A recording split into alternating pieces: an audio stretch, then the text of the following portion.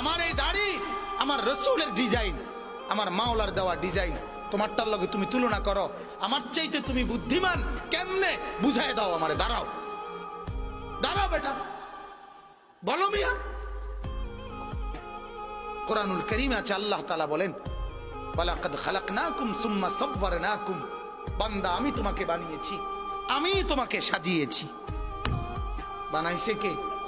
সাজাইছে কে? হ্যাঁ, এটা কোরআন। আল্লাহ বলে আমি বানিয়েছি, আমি সাজিয়েছি।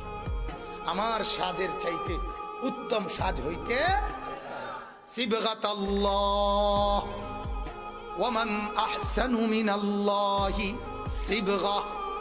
আল্লাহ বলেন বান্দা আমি মাওলার রঙে রঙিন হও, আমি মাওলার রঙের চাইতে উত্তম কোন রং ঢং আর হইতে পারে না। যদি বলেন মাওলা কোনটা আপনার রং, কোনটা আপনার ঢং, আল্লাহ বলবেন লাকাদ কানা লাকুম ফি রাসূলিল্লাহি উসওয়াতুন হাসানা।